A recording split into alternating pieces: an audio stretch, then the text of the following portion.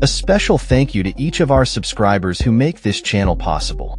Here's today's story.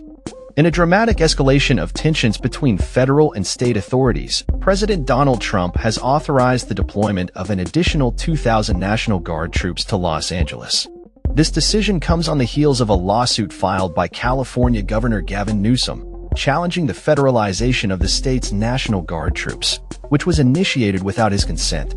The deployment has been met with fierce criticism from Newsom, who accused Trump of prioritizing his ego over public safety in a scathing post on social media.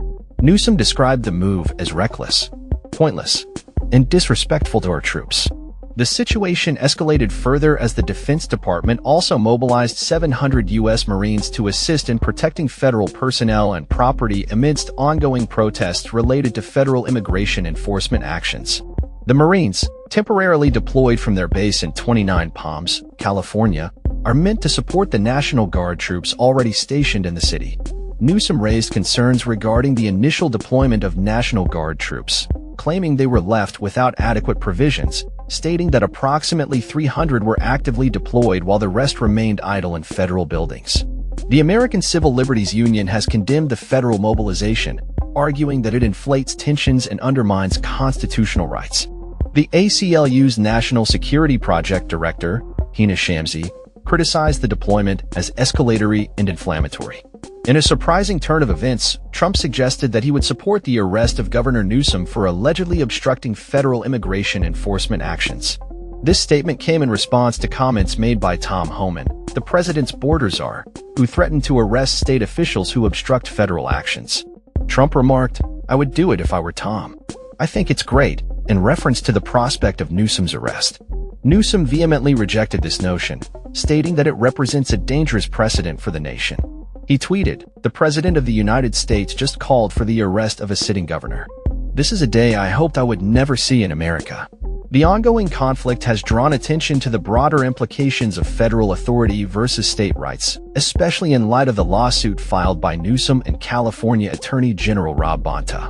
This legal action seeks to challenge the legality of Trump's federalization of the National Guard, arguing that such actions violate the U.S. Constitution and exceed the president's authority under federal law. Tensions have been exacerbated by the recent protests in Los Angeles, which have seen a mix of peaceful demonstrations and violent clashes. The protests are largely in response to immigration raids conducted by federal authorities, which have sparked outrage and unrest in the community. Despite the deployment of National Guard troops, violence erupted over the weekend, with rioters attacking police vehicles and engaging in vandalism, raising questions about the effectiveness of the military presence.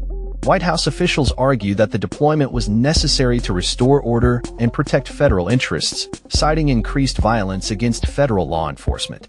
However, critics assert that the federal response has only intensified the unrest. Legal experts have expressed concern over the implications of Trump's threats against Newsom, suggesting that it would be unprecedented to arrest a governor over policy disagreements. UC Berkeley Law School Dean Erwin Chemerinsky emphasized that even during historical conflicts, such as those surrounding desegregation, presidents refrain from pursuing such drastic measures against state officials. As the situation continues to evolve, the potential for further legal battles looms, along with the possibility of escalating federal intervention in state matters. The president's order allows for a 60-day deployment of the National Guard, with no clear timeline for when federal forces might withdraw. White House Press Secretary Caroline Leavitt stated that the administration is focused on restoring law and order in California while ensuring that citizens have the right to peacefully protest.